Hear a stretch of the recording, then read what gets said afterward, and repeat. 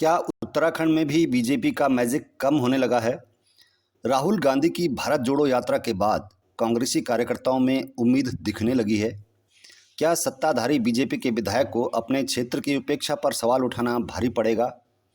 ये सवाल इसलिए उठ रहे हैं क्योंकि बीजेपी से लगातार तीसरी बार विधायक चुने गए लैंसडाउन विधायक दिलीप सिंह रावत ने अपने क्षेत्र में विकास कार्य नहीं होने का जो रोना रोया, उसके लिए कांग्रेस अपने समर्थकों के साथ सड़कों पर उतर आई है।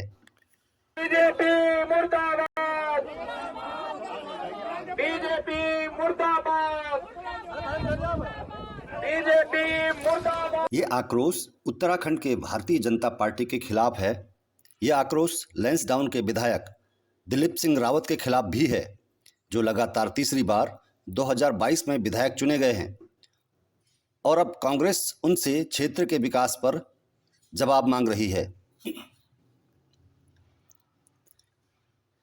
बीजेपी की सरकार और विधायक दिलीप सिंह रावत के खिलाफ कांग्रेस के कार्यकर्ताओं ने लैंसडाउन की सड़कों पर पैदल मार्च निकाला, जन आक्रोश रैली निकाली।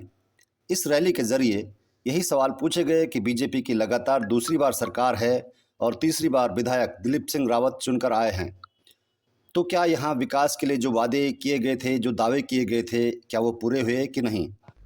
आज ये जो जन आक्रोश रैली लैंसडाउन विधानसभा के अंतर्गत निकाली गई, उसका यही उद्देश्य था कि जिस तरीके से लैंसडाउन विधानसभा की उपेक्षा की जा रही है उत्तराखंड सरकार द्वारा भी और यहाँ के क्षेत्र विधायक द्वारा भी, जो खुद इस बात को कह रहे हैं कि 11 साल के अंतराल में वो कोई विकास का काम लैंसडाउन के अंदर नहीं कराए गए हैं।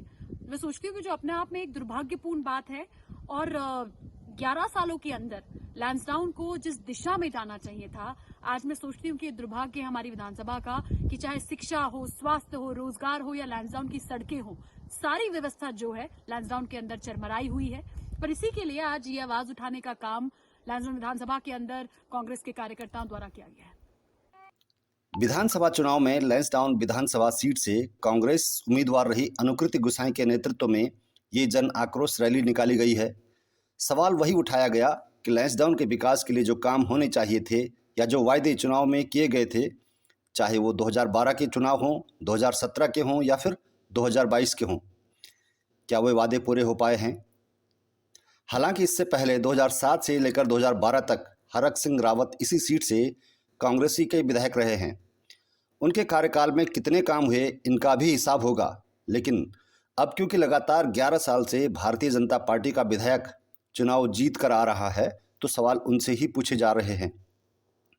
और ये सवाल इसलिए भी पूछा जा रहा है क्योंकि हाल ही में खुद दिलीप सिंह रावत ने कहा था कि लैंसडाउन के पर्यटन के विकास के लिए जो काम सरकार को करने चाहिए थे, वो काम भारतीय जनता पार्टी की सरकार भी नहीं कर पाई है।